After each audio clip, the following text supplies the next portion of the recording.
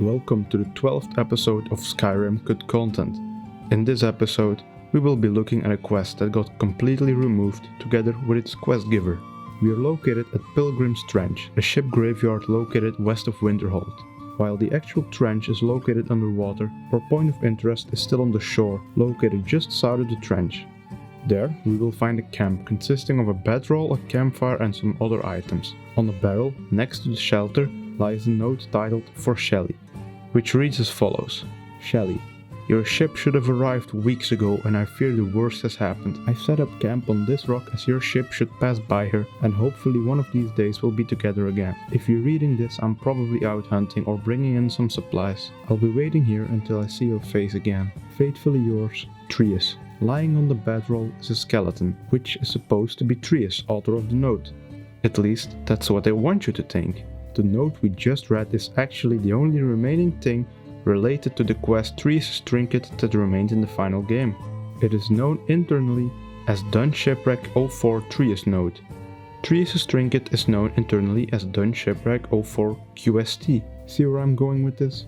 The quest would start with Trius asking for your help, and the quest objective would have been to search one of the shipwrecks for a jewelry box. This all could be figured out thanks to the remaining quest stages and objectives. Stage 0 is empty, but just functions to start up the quest. While nothing triggers this stage, it likely would have been set upon speaking with Trius. Stage 10 reads as follows. Trius has asked me to search the wreck below for a jewelry box. Any other loot I find is mine. The quest objective for this stage reads, search the wreck below for the jewelry box. The next stage, stage 20, is empty, but does have a surviving quest objective. Return the box to Trius for the promised reward. The next stages are 30, 40 and 50, all of which are empty. The last stage is stage 100, which is meant to complete the quest and reads as follows. I've given the box to Trius and he has rewarded me with a new spell. So yeah, all in all seems like a pretty neat little quest. However, with the exception of these quest stages, there isn't much substantial that remains. The spell that you're supposed to be given as a reward is unknown. It could have been a unique spell, or it could have just been a random generic one. There's no way to know for sure. I've also mentioned the name Trius a lot. He would have been the quest giver and he would have been located at the campsite. Like I said, in Trius' absence the developers just put a generic skeleton at the campsite, but Trius does actually exist in NPC form. He even has a ref placed down at the camp. It's just permanently disabled. That being said, Trius doesn't actually use a unique design. He's based on the template of a bandit wizard with the male commoner voice type, meaning he could have had one of the following 6 designs. Also, despite the imperial sounding name, Trius can only appear as a Breton. The only difference between Trius and the generic bandit wizard is that Trius doesn't use their keywords and base data, and he's also a part of the Dun player ally faction, so that he would react friendly to the player. I find it interesting that the location data for Pilgrim's Trench actually has 2 subzones, Pilgrim's Trench Exterior and Pilgrim's Trench Trius Camp, indicating that Bethesda was basically relying on him and his quest to give the area some purpose. There's also no dialogue remaining for Trius to give us any insight of his character, just a bit of player-only dialogue.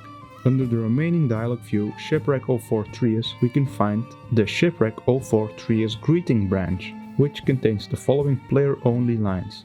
What's going on here? Which would probably trigger Trius' explanation of the events. Trouble? Which would have likely been the follow-up after Trius explained some events and he would then elaborate.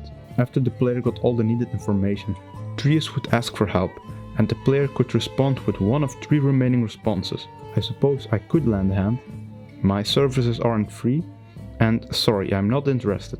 And yeah, that's all there is for remaining dialogue. Not much that gives us more insight on the quest, I'm afraid.